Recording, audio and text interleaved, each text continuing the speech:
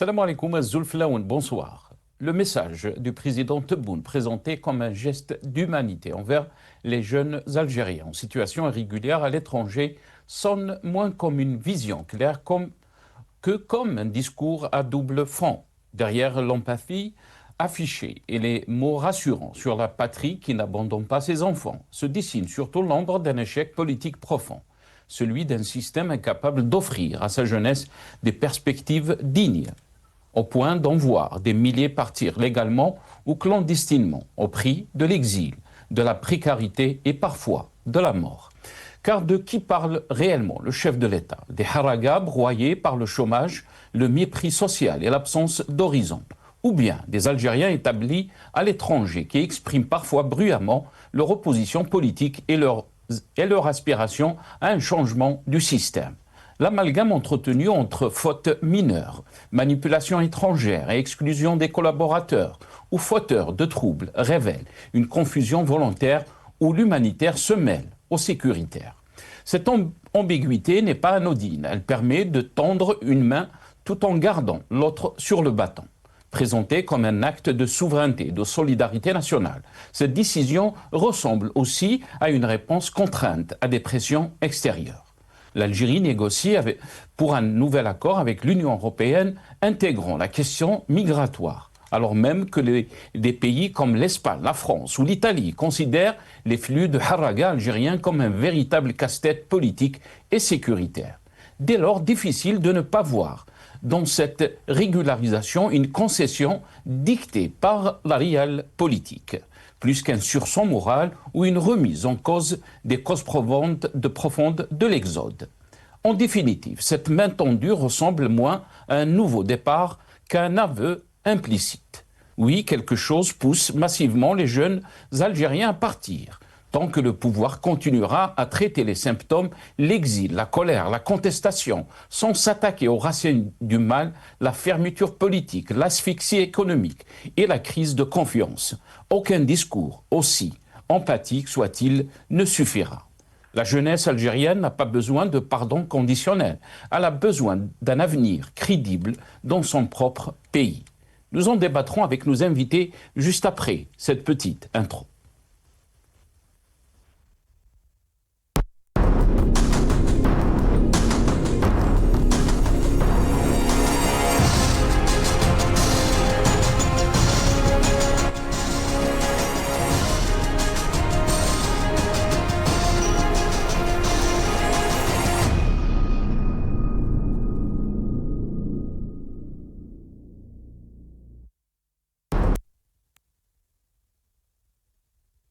Main tendue, avenir fermé, le paradoxe Tebboune, c'est le titre de notre émission pour ce soir. Et j'ai le plaisir d'avoir avec nous ce soir Dr Amira Bouraoui, médecin et militante politique. Elle est avec nous depuis Paris ou depuis la France par téléphone. Dr Amira Bouraoui, bonsoir, merci beaucoup d'avoir accepté l'invitation. Marhaba bik. Allô, bonsoir, merci pour votre invitation et merci pour tous vos auditeurs et vous-même. Merci beaucoup Amira. Merci beaucoup d'avoir accepté l'invitation. On a aussi le plaisir d'avoir avec nous Lias Djbaili, économiste et militant politique. Il est avec nous depuis Paris via Skype. Lias Djbaili, bonsoir. Merci beaucoup d'avoir accepté l'invitation. Marhaba bik Lias. Bonsoir Nasser, merci pour l'invitation. Je salue votre invité, Madame Bouraoui, Docteur Bouraoui, l'équipe Maghrébia qui assure la couverture et bien sûr tous les auditeurs qui nous suivent de près et de loin. Merci encore. Merci beaucoup Lies, merci d'avoir accepté l'invitation. Et on a aussi le plaisir d'avoir avec nous Omar Ait Moukhtar, militant politique. Il est avec nous depuis Paris, par téléphone aussi. Omar Ait Moukhtar, bonsoir. Merci beaucoup d'avoir accepté l'invitation. Azoula Omar. Ah, il n'est pas avec nous encore. Avant de rentrer dans le vif du sujet, vous savez très bien qu'aujourd'hui coïncide Yennayer. Et j'aimerais d'abord vous présenter mes meilleurs vœux pour tous les Amazirs du monde, et en particulier bien sûr en Algérie. D'abord, on va voir une petite chanson, bien sûr, va nous mettre dans cette ambiance de Yennayer, on va dire, avant de commencer donc le thème de ce soir.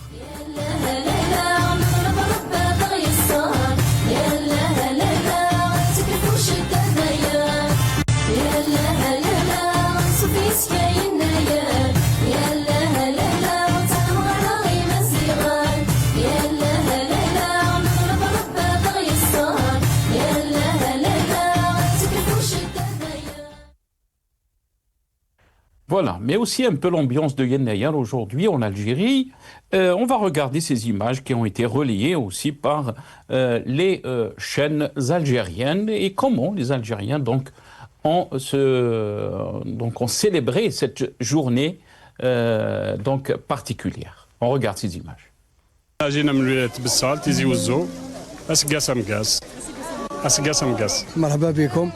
احنا جيناكم من بومرداس، جينا لتيزي وزو واسقاس مقاس. جينا من مدية، جينا تيزي وزو اسقاس النقاس. راح غتسك في كيوس نسد نخدم يناير ذير انزر لي موفمون اسقاس مقاس يناير مرباح اسقاس مقاس اسقاس مقاس. ازوف اللون.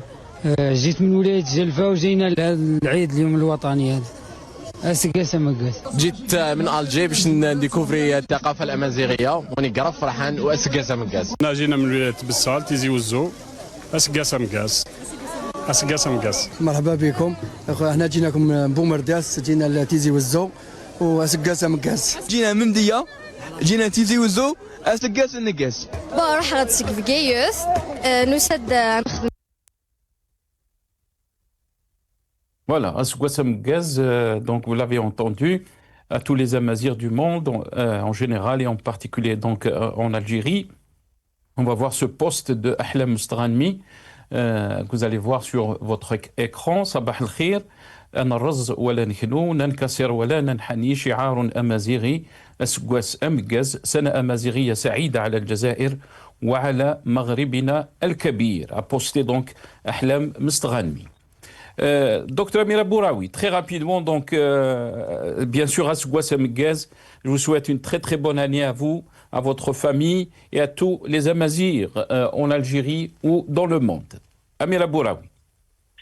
Alors, avant tout, oui, je tiens à vous souhaiter Asgouassam Gaz parce que je fais partie de ces berbères d'Algérie et d'Afrique du Nord et que longtemps, on a essayé de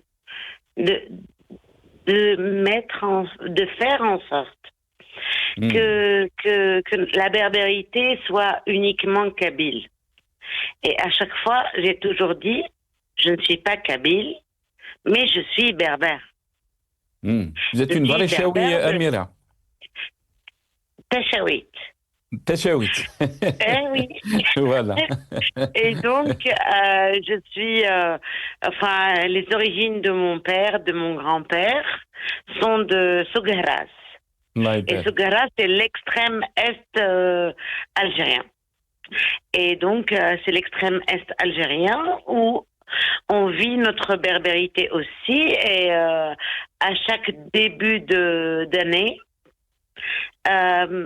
ma grand-mère préparait des gâteaux et nous sommes et nous enseignait notre berbérité. Donc je suis berbère. Après, j'ai beaucoup de respect pour la Kabylie parce qu'elle a quand même milité peut-être plus que nous pour nos origines. Donc,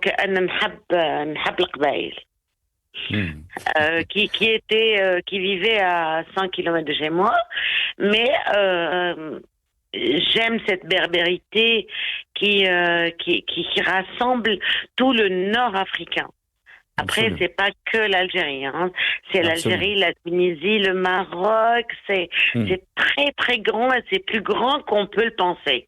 Mais oui, je suis de cette petite ville de Sougaras avec mes ascendants. Et puis il y a, n'oubliez pas, dans un mois, il y a le pape qui va visiter l'Algérie. Absolument. Oui. Et qui va rendre hommage à l'Algérie. Oui. Et qui va rendre hommage à Saint-Augustin, qui est un peu mon arrière-grand-père. Et à ce moment-là, j'aimerais que cette Algérie puisse apprendre à ta'ayush ensemble. qu'on puisse vivre ensemble, que ce Absolument. soit les musulmans, les chrétiens ou les juifs, et que je puisse faire en sorte que l'Algérie puisse apprendre au monde que cette Méditerranée peut vivre ensemble avec toutes les religions du monde. Très bien. Merci beaucoup, Amira Bouraoui. Lias Djbaili. Lias Djbaili, je sais que c'est un chaoui aussi. Donc, Lias, bien sûr, un petit mot par rapport donc, à cette journée, Yennayer, et bien sûr, à Sgouassam Gaza, tous les Amazirs. Et on ne parle pas, comme l'a dit Amira, la Kabylie, elle fait partie aussi, la région des Aurès, Chaouia, nos frères du Sud aussi, le Mzab, là où ils sont donc les Amazirs, on les salue, on leur dit Sgouassam Gaz. Lias Djbaili. Tout à fait. Pour moi, c'est vrai, je suis un Chaoui. Mon père est originaire de Khenchla, du Douar Nsira, le fief de Abbas Gharour, Allah yarhamou. Mais c'est vrai, ma grand-mère, quand on partait à Nsira, dans les fins fonds du Désorès, on mangeait le berbouche, on venait de Constantine, mais bon, ça, c'était quelque part, on vivait notre berbérité sans forcément l'affirmer, parce que peut-être on était un peu universaliste à Constantine. Mais je suis d'accord avec Amira. En fait, je tiens à remercier celles et ceux qui ont milité pour la restauration de l'identité et matricielle de notre pays, el-Hawiya el-Jazairiya, c'est-à-dire la restauration du lien amazigh est important. Les grandes nations ont été construites sur deux points, c'est-à-dire la citoyenneté et aussi l'identité. Donc forcément, l'identité de la nation algérienne est une identité amazigh qui puise sa force, sa profondeur, je veux dire, dans l'histoire. Donc, il faut aussi aujourd'hui remercier celles et ceux qui étaient dans l'avant-garde de ces revendications identitaires et linguistiques. Et je rejoins encore Mamira, c'est les grands militants en fait kabyles qui ont été à l'avant-garde, je dis tout le monde, mais quand même. Il faut rendre hommage à César, il faut rendre hommage à celles et ceux qui ont brisé le mur de la peur pour faire valoir notre identité. Et maintenant, le fruit. Je pense que le pouvoir ne peut comprendre son peuple qu'une fois que le lien et l'identité amazigh soient restaurés de pleine... il faut qu'elle soit inclusive, bien sûr. Attention, il ne faut pas qu'elle soit inclusive, c'est inclusif. Et le vivre ensemble, c'est important. Je veux dire, peu importe notre identité, peu importe cette Algérienne, il ne faut pas ethniciser la terre. Moi, je fais partie de celles et ceux. Attention, il ne faut pas ethniciser la terre. Par contre, notre identité, notre parcours, notre histoire est une histoire amazigh. Voilà, merci. Très bien. Bien sûr, on va revenir sur le thème donc, de ce soir. Et c'est donc Tebboune tend la main aux jeunes Algériens en situation irrégulière à l'étranger. C'est ce qu'a donc titré plusieurs journaux algériens. On va revenir sur ces décisions. D'abord, on va regarder ce clip. C'est des décisions donc, qui ont été prises pendant le Conseil des ministres. On va regarder ce clip et je reviendrai juste après à nos invités. مجالات شكلت أبرز مخرجات اجتماع مجلس الوزراء. وفي الصدارة كان ملف الشباب الجزائري المتواجد في الخارج في وضعيات هشة وغير قانونية، حيث وجه رئيس الجمهورية نداء هاما إلى هؤلاء الشباب ممن دفع بهم إلى الخطأ عمدا من قبل أشخاص يعتقدوا واهمين أنهم سيسيئون إلى مصداقية الدولة بهدف استعمالهم بالخارج ضد بلدهم، بينما معظم هؤلاء الشباب لم يقترفوا سوى جنح صغيرة. وعلى ضوء ذلك قرر مجلس الوزراء تسوية وضعية هؤلاء الشباب شريطة الالتزام بعدم العود، وستتولى القنصليات الجزائرية بالخارج تنفيذ الإجراءات مع استثناء كل من مقترفي جرائم إراقة الدماء، المخدرات وتجارة الأسلحة، وكل من تعاون مع الأجهزة الأمنية الأجنبية بغاية المساس بوطنه الأم الجزائر.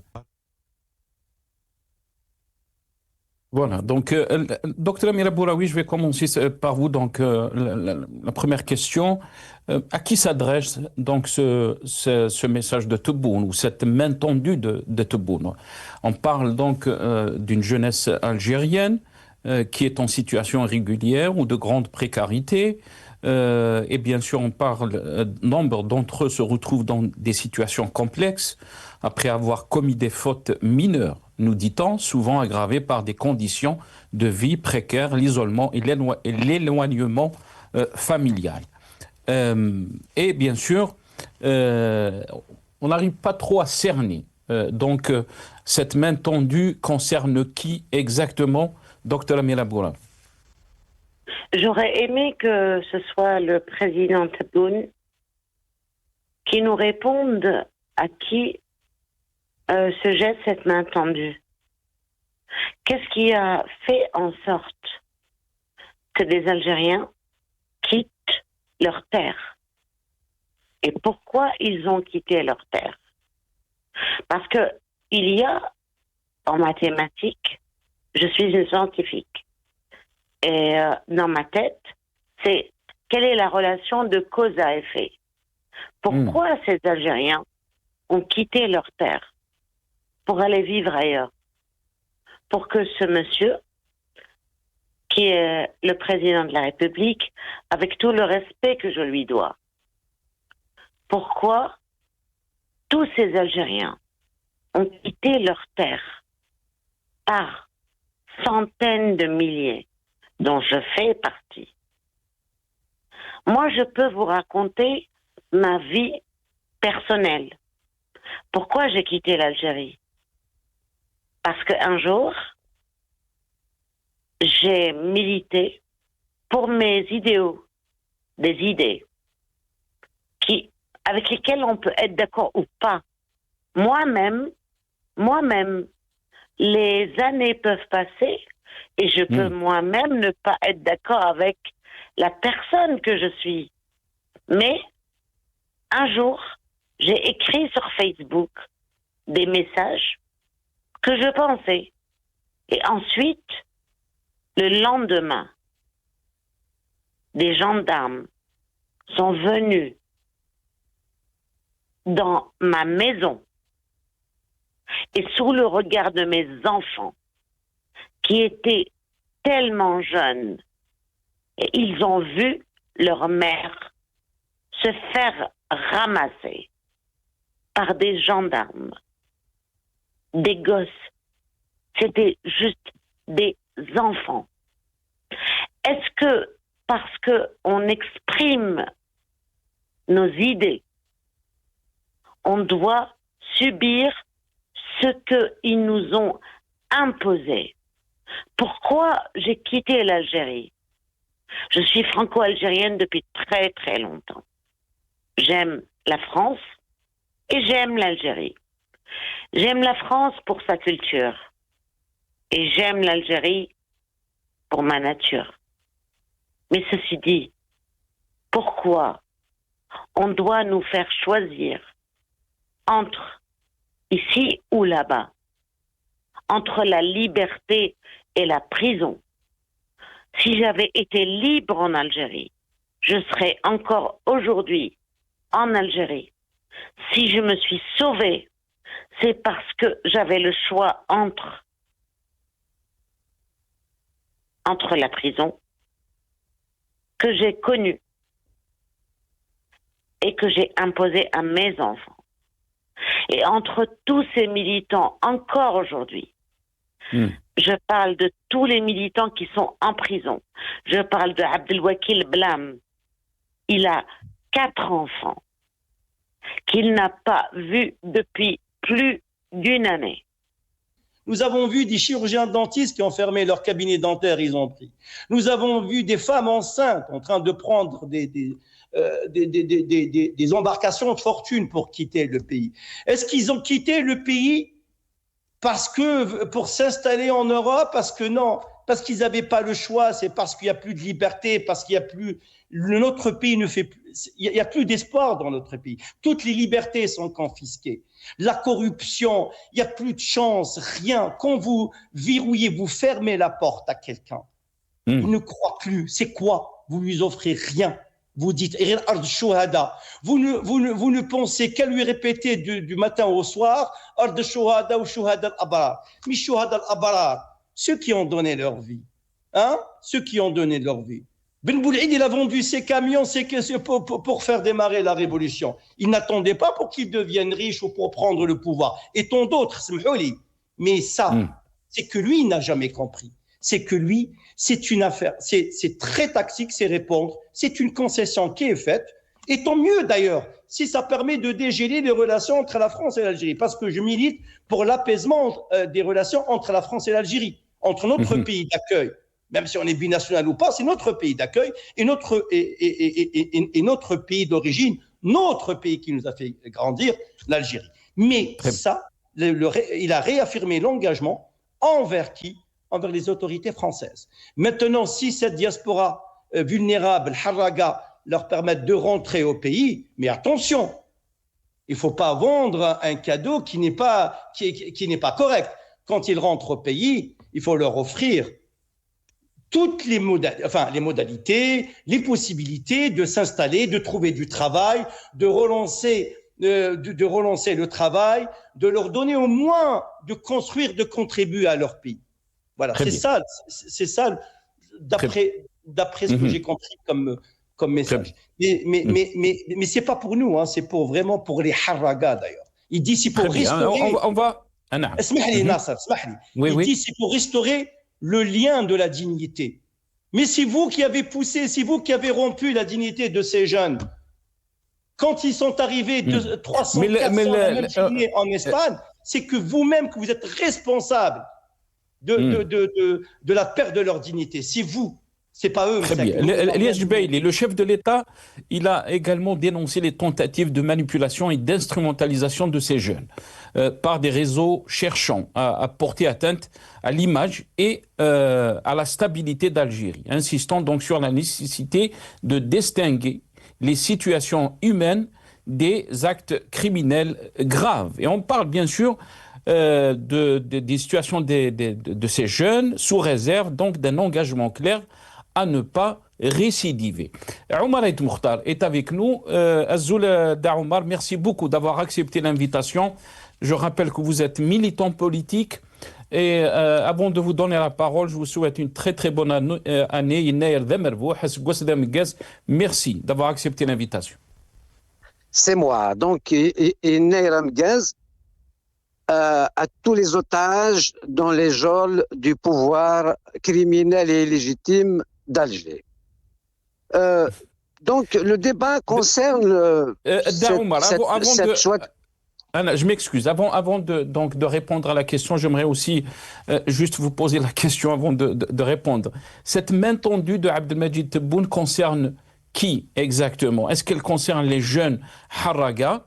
Est-ce qu'il y a eu des pressions donc, des pays européens, dont la France, et on a entendu bien sûr l'analyse, on a écouté l'analyse de Elias Jubaili.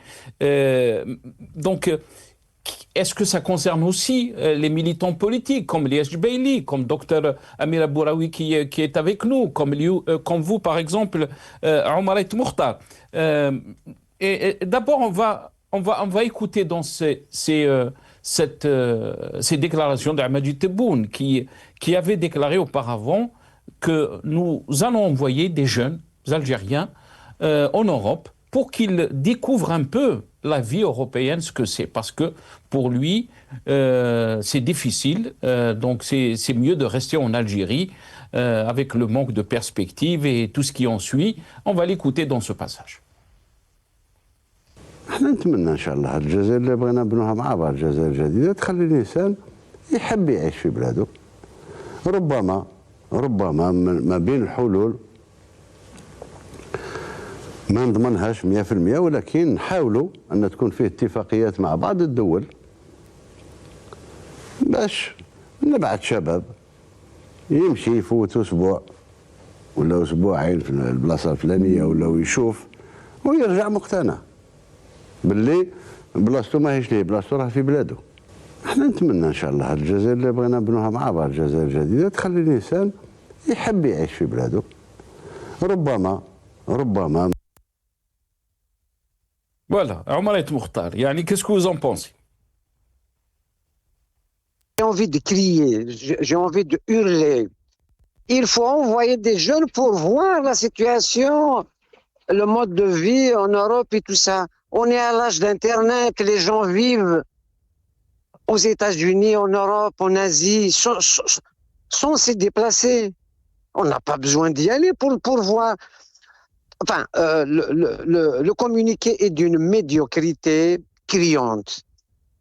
Et puis, quand il dit rentrez et fermez vos gueules, c'est-à-dire rentrez et attention, il ne faut pas récidiver.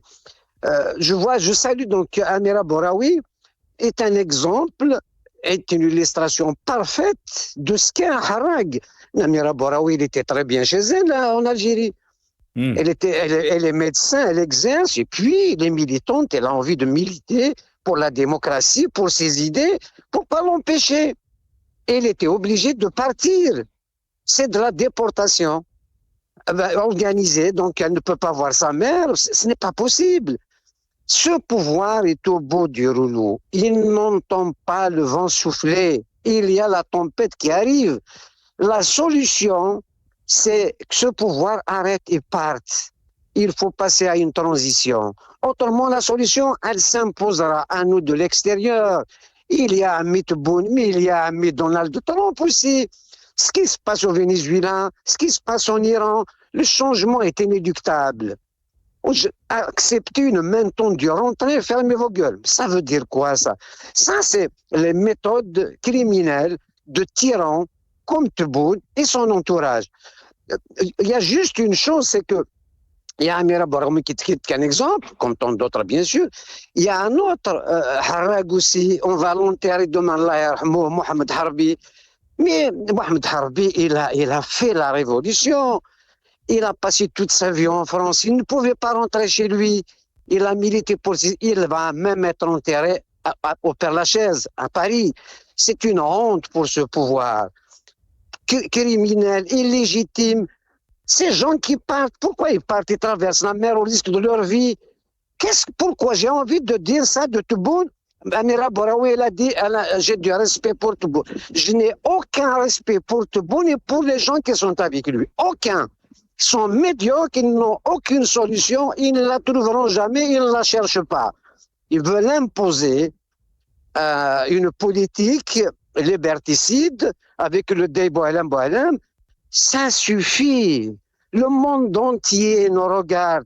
Et puis, je vais vous dire, c'est Nassar, ce communiqué qui arrive, la main tendue, parce qu'en Europe, il y a quelque chose qui commence à se mijoter. Les pays européens en ont marre des OQTF non acceptés en Algérie. Est-ce que c'est une main, forcée, Daoumar? Est-ce que c'est une main forcée, on va dire? C'est ce que vous êtes en train de dire, une main forcée, pas une main tendue. C'est-à-dire, c'est de la manigance. Il va dire aux paysans, moi, j'ai la main tendue, je leur donne de l'argent, il faut qu'ils reviennent et tout ça. Donc ça, c'est le mensonge à la Tebboune. C'est ça le problème. Autrement dit, les gens qui viennent ici, Lies Djebaili vient de dire, des gens qui ont des cabinets dentaires et tout ça, qui laissent leur pays, ils laissent leurs parents. Mais pourquoi? Parce qu'elle a mal vu. Il y a une chose, on ne respire pas en Algérie. On n'accepte pas qu'on cherche des solutions pour avancer, pour développer le pays. Depuis le temps, il n'y a qu'à voir cette Coupe d'Afrique. Ce qui se passe au Maroc, c'est révoltant. Et tous ces jeunes amadouillés par ce pouvoir qui sortent dans l'Ariwan, Toustria, Amit Boun. Comment tu viens à une Coupe d'Afrique à Amit Boun dans un stade et tu fais tout un complot contre la CAN, un match perdu contre le Nigeria. Le Nigeria est plus fort que nous, c'est un match de football.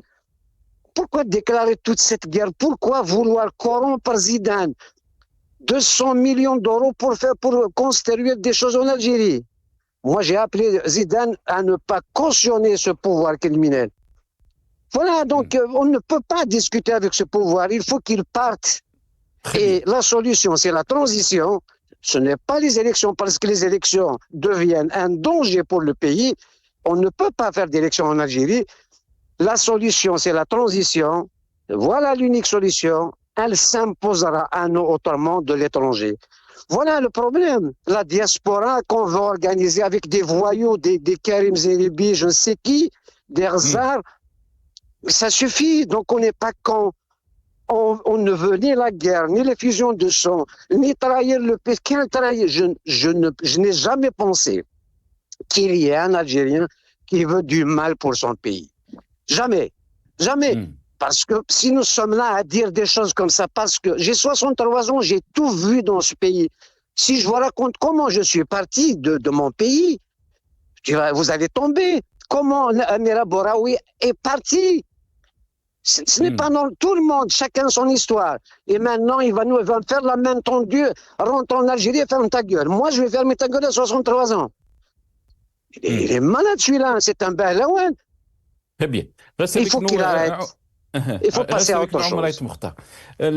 Docteur Amira Boraoui, on va revenir bien sûr sur des déclarations anciennes du chef de l'État, Majid Tebboune, qui avait déclaré en 2022, je rappelle, 2022, donc 4 ans après. Qu'est-ce qui a poussé donc Majid Tebboune à prendre des mesures, donc de parler d'une main tendue aux jeunes Algériens Harraga, lui qui a dit aussi, il y a une catégorie ou des catégories qui ne rentrent pas donc dans cette main tendue. Cette décision ne concerne pas les personnes impliquées dans les crimes graves, sont explicitement donc exclues les personnes poursuivies ou condamnées pour des crimes de sang, le trafic de drogue, le commerce d'armes, ainsi que celles ayant collaboré avec des services de sécurité étrangers dans le but de nuire aux intérêts et à la sécurité nationale. D'abord, on va écouter Tebboune. من هي الجهات التي ستشملها هذه المبادرة؟ المبادرة فيها رانا تقريبا منذ سنة وإحنا نحاول باش حتى الجزائريين اللي كانوا مغلطينهم يرجعوا للوطن الأم ويرجعوا كذا. يعني قرارات العفو التي في القرارات الأخيرة أكثر من 14,000. صحيح. ولك يعني ثانيا فيه ناس اللي ربما اللي بعدوا على القافله لانهم كانوا غضبانين ولا لانهم اساءوا المعامله معاهم والا رانا نحاول نلم. بالنسبه للناس اللي كانوا غالطين البعض منهم فهم باللي المستقبل تاعو راه مع الشارع الجزائري ما راهش مع السفاره الفلانيه ولا السفاره الفلانيه. ما يمشيش في شعب مقاوم. شعب التواجد نتاعو حاليا والفكر نتاعو تاع مقاومه. جماعه تقصد السيد الرئيس عفوا جماعه المرحله الانتقاليه وكذا. منهم. كان البعض اللي حاولوا يأسسوا لطابور خامس.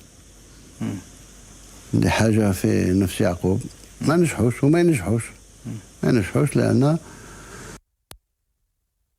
Voilà, docteur Amira Boraoui, ce discours était en 2022. On parlait déjà de l'âme Shamel, comme l'a dit notre ami Elias Djbeili.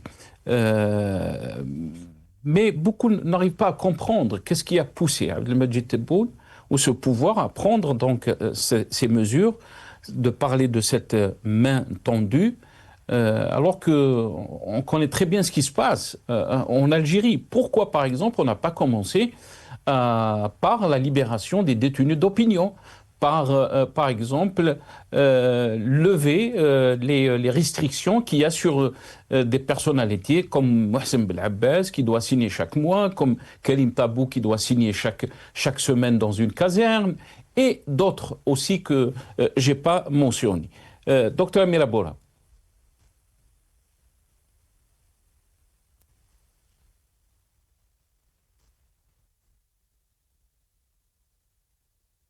Ah, je pense qu'on a perdu Dr Amira Boraoui. Elias Djbeili, je ne sais pas si vous avez écouté ma question, Elias Djbeili. Et, votre question, Nasser, oui, tout à fait. Ben, vous savez, il y a plusieurs variantes. Plusieurs variantes ou variétés de l'Mshaml. Le premier Sheml, l'Yid al-Memdouda, le Chab ou les militants du président Tebboune, après son élection, après sa réélection, il a promis ce qu'on appelle un dialogue national inclusif. Tout le monde était invité à dialoguer aux oubliettes. C'était tactique, aux oubliettes. La répression n'a jamais baissé d'un cran. Il y a de plus en plus de détenus d'opinion qui sont en prison. Mais cette fois-ci, le Mshaml, c'est d'une autre manière. Le Mshaml, ça veut dire que les relations... Le Mshaml a dit, il y a deux acteurs à Nasr. Vous avez la France et l'Algérie. Il faut savoir que la visite de Laurent Nunez en Algérie, elle est passée aux oubliettes. Hein. Je ne sais pas si vous avez remarqué que je vais me rendre en Algérie, à moins que, il y a ce qu'on appelle une diplomatie de l'ombre qui fonctionne derrière les portes. Une diplomatie de l'ombre qui doit être intense et que chacun doit faire des concessions de part et d'autre. Et la première concession qui a été faite, c'est celle de la situation des OQTF. Pourquoi? Parce que pour Macron, pour l'exécutif français, c'est une question vitale pour baisser la pression et dire que l'exécutif français, que les lois de la République française sont respectées, que les engagements pris par les autorités algériennes doivent être respectés. C'est une question de survie politique pour l'exécutif français. Et en même temps, aussi, quelque part, essayer un petit peu de dégeler les relations entre la France et l'Algérie. Je dis bien, je le redis, que le Mshaml ne concerne que le Haraga. Ça ne concerne pas les autres. Parce que si M. Tebboune voulait faire un geste le plus clément, un geste humain, et tout le monde ne cesse de demander aux autorités algériennes, au pouvoir, à Nidam al-Jazairi, et à sa tête, Abdelmajid Tebboune, de libérer tous les détenus d'opinion sans exception. J'ai dit un poète, je ne sais pas qu'est-ce qu'il a fait de si mal qu'il se trouve en prison pour la poésie. Il n'y a pas plus patriote que Tajadid, hein. Je peux vous le dire. Moi, je ne le connais pas, mais quand je le suis, quand je vois comment il parle avec cette hargne, cette grande patience, l'amour pour le pays, je reste bouche bée. Et d'autres aussi, Abdelkrim Klam, un journaliste, 4 enfants, qui prend en charge sa famille? Et tant d'autres. Mais la Mouknesh, universitaire, et d'autres inconnus que je ne connais pas. Je leur prie de m'excuser. Déjà, c'est ça. Et le Mshaml, il fallait libérer les détenus d'opinion. C'est ça, ça, c'est un gage de crédibilité, que c'est un régime qui tient ses engagements. Mais il n'a jamais tenu ses engagements. Vous vous rappelez, le Mshaml, avant même sa deuxième élection, tous les engagements, c'est des engagements tactiques pour gagner du temps et pour s'installer et se réinstaurer. Cette fois-ci, le Mshaml n'est pas le même. Le Mshaml, il vient de l'extérieur. Il est imposé. Je reprends votre expression, Nasr, ou celle de Omar. Peut-être c'est une main forcée. On force la main. Maintenant, il faut régulariser la situation. Ils n'ont plus le choix. Peut-être ça travaille dans l'ombre. Peut-être ils vont récupérer les OQTF.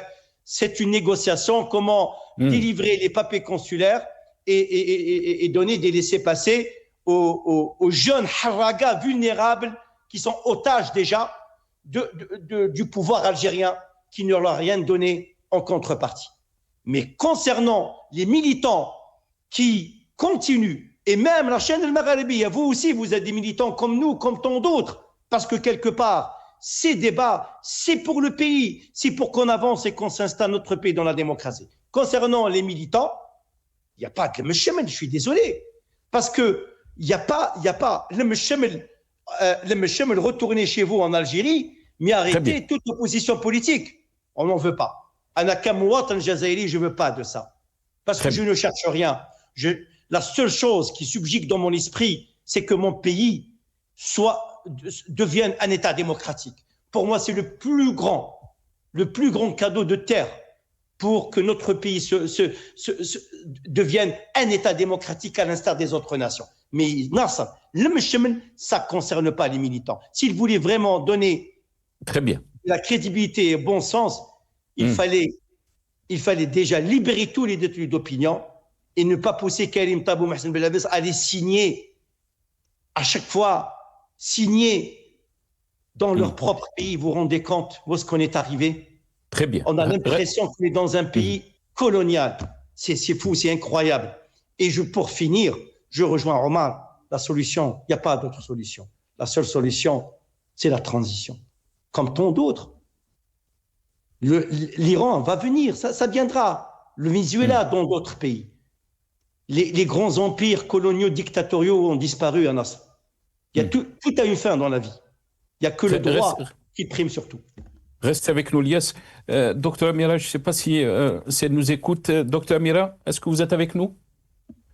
Avec vous. Désolé, on vous a perdu, docteur Amira Bouraoui. Yani, comment vous voyez donc la chose évoluer, docteur Amira Bouraoui?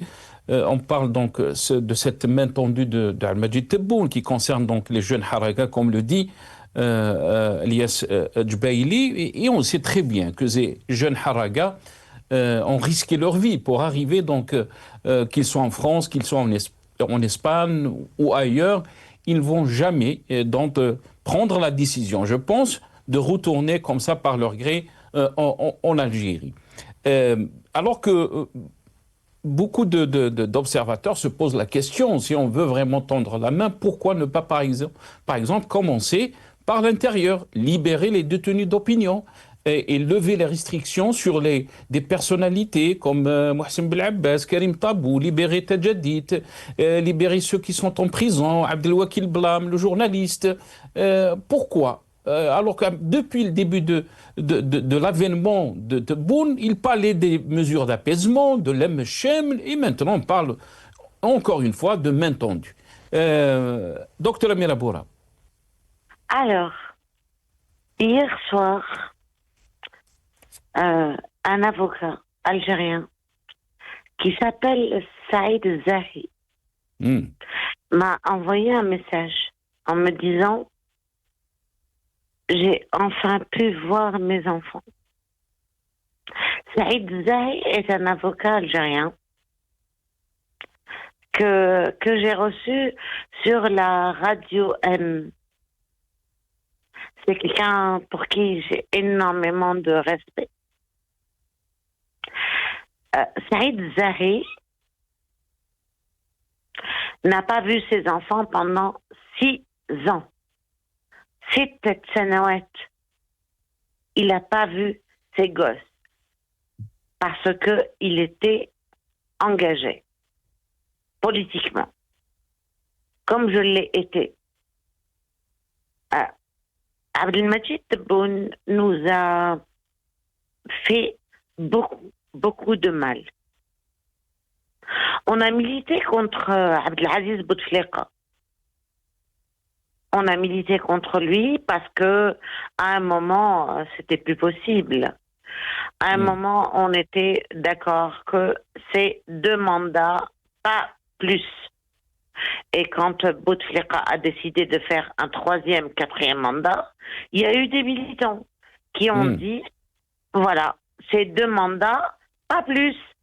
Et il y a eu des militants qui sont sortis dans la rue. Et cet homme, Saïd Zahi, qui fait partie de... Il ne faut pas croire. Beaucoup en France pensent que les Algériens ne sont peut-être que des voleurs et délinquants. Nous ne sommes pas des délinquants. Nous ne sommes pas des voleurs. Nous sommes un peuple dont je fais partie.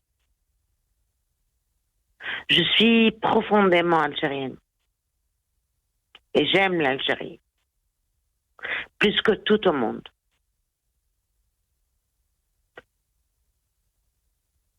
Et les Algériens que nous sommes ont fait en sorte de militer pour une Algérie algérienne droite et debout sur ses bottes. J'aime profondément ce pays pour lequel j'ai milité. Et c'est très, très difficile d'être loin de la terre que vous aimez. Et j'aime cette terre. Comme vous l'aimez vous-même. Et vous êtes loin de votre terre. Vous êtes journaliste. Ici, en France. Mais je suis sûre que vous aussi, comme moi, vous avez cette envie de revoir votre terre. Tout comme moi. Tout comme nous avons milité pendant toutes ces années. Et j'aurais aimé, Monsieur Nassar, vous revoir, vous, comme moi, sur la terre qui nous a vu naître. Mais par contre, pas à n'importe quel prix, pas au prix de notre dignité bafouée. Parce que l'Algérie, c'est quoi? L'Algérie, c'est ces hommes debout. Et nous sommes debout. Et nous le resterons jusqu'au bout. Et c'est ça que Tebboune doit comprendre. Pourquoi tous ces Algériens ont quitté leur terre pour aller vivre ailleurs? Et aujourd'hui, ils leur demandent de rentrer à la maison. Ils ont quitté la terre parce qu'ils ont eu leur dignité atteinte. Ils leur demandent de rentrer. OK. Et ils vont rentrer. Ils aiment leur terre. Mais, à côté de ça, qu'est-ce qu'il a à leur proposer? Il ne faut absolument pas porter atteinte à un Algérien. Parce qu'un Algérien, avant tout, c'est la dignité. Merci. Merci beaucoup, docteur. Merci beaucoup, Amira Bouraoui. Merci beaucoup pour ces paroles et ces mots qui touchent beaucoup. Omar El Moukhtar, très rapidement, parce qu'on a dépassé le temps de l'émission, je vous laisse un dernier mot. De langage, quand Amira, il dit qu'est-ce qu'il propose? Mais il a proposé, il a dit il faut rentrer et il faut fermer sa gueule. Donc, c'est-à-dire, vous par exemple, vous allez rentrer en Algérie, vous allez arrêter de faire de la politique, de militer. Voilà, ce n'est pas possible. Le seul moyen que les Algériens, donc je parle des gens qui sont, ils ne parlent pas des haragas, ils parlent des opposants, de ceux qui s'opposent à sa politique néfaste, rentrez et ne dites rien. Sinon, il y a l'article 87 bis. Donc, tout le monde doit partir. Il doit une transition qui va ouvrir les portes à tous ces enfants, tous les enfants de ce pays, pour construire, réfléchir comment construire. Ça, c'est une solution.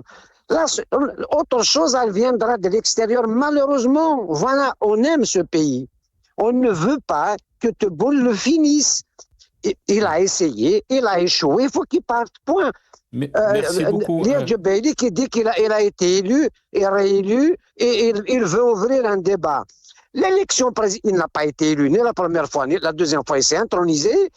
L'élection présidentielle est justement un débat en soi. Pourquoi on n'a pas eu de débat? Une élection prématurée. Pourquoi? Pourquoi faire une élection en septembre alors qu'elle devait se dérouler surprise, elle devait se dérouler au mois de décembre? Merci beaucoup, Omar El Moukhtar. Désolé de vous presser parce qu'on a dépassé le temps. Merci à vous, à tous nos invités. Donc, Lias Djebaili, économiste et militant politique, vous étiez avec nous depuis Paris, à Texas, Ilyas. Merci beaucoup à Omar El Moukhtar, militant politique. Vous étiez avec nous aussi par téléphone depuis Paris. Et merci à Dr Amira Bouraoui, médecin et militante politique. Elle était avec nous aussi depuis la France. Merci à vous, chers téléspectateurs, d'avoir suivi cette émission. Ya'tikoum saha ou bqaw ala khair.